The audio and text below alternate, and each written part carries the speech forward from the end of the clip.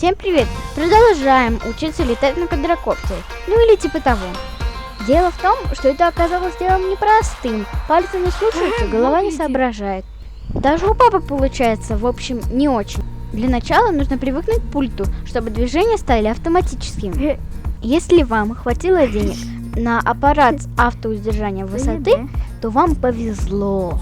А если нет, придется побегать. Мой папа не против, а насчет вашего не знаю. А еще важно выбирать безветренную погоду, а лучше вообще штиль. Учиться летать на снегу, в общем, неплохо. При различных падениях аппарат не сильно повреждается. Нет камней, высокой травы. Но у коптера маленькие ножки, поэтому взлетать и садиться с сугробов не получается.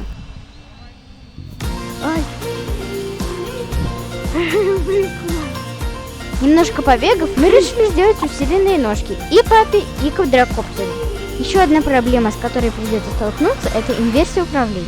Объясняю, когда дрон летит от вас, все нормально, лево это лево, а право это право. А когда дрон разворачивается и летит к вам, все наоборот. К этому нужно долго привыкать. Конечно, есть камеры для VR-очков, но это совсем другая ценовая ниша. Но и это не решит всех проблем, потому что управлять дроном при потере сигнала все равно нужно уметь. Еще одно серьезное неудобство при эксплуатации дрона зимой – это постоянное сбивание снегом. Снег попадает во все мелкие щели, во все детали, и если его вовремя не выдуть, то дальнейшее использование дрона будет невозможно.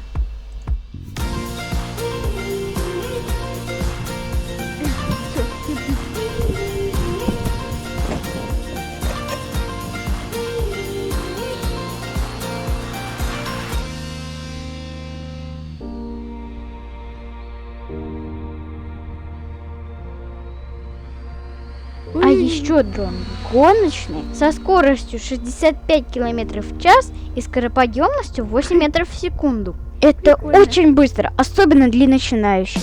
В общем, он настолько быстрый, что я побоялась им управлять. Буду учиться постепенно. Сначала привыкаю к пульту, чтобы движения были рефлекторными. Пробуем управлять без резких движений изолированно. Прибавляй, Настюш, пробуй его в воздухе держать.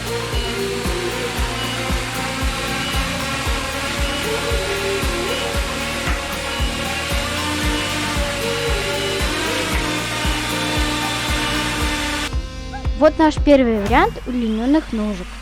Взлетать с сугробов стало чуть лучше. Коптер стал меньше забиваться снегом. Но ножки получились слишком тяжелые, больше 100 грамм. Из-за этого коптер ведет себя нестабильно. У него есть автостабилизация, которая исправляет случайные крены. А из-за тяжелых ножек она ведет себя некорректно. В результате наших испытаний мы решили, что ножки нужно переделать. Они должны быть более устойчивыми и более легкими. Еще нужно добавить рамку для экшн-камеры. В планах было не ставить на дрон штатную камеру, потому что штатная камера в дешевых квадрокоптерах тоже будет дешевая. У нее не будет оптической стабилизации. Разрешение и частота кадров тоже будут слабенькие. Правда, экшн-камера весит 90 грамм, но мы надеемся, что за счет мощных двигателей он ее поднимет. А для обучения мы решили купить второй квадрокоптер. Вот мама обрадуется. Он будет попроще, помедленнее, и его можно будет запускать в комнате. Но об этом уже в следующих сериях.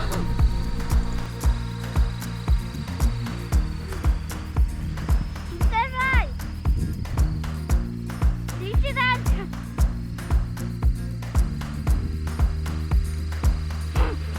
Это него! Очень под наклоном. Голову в снег прячь.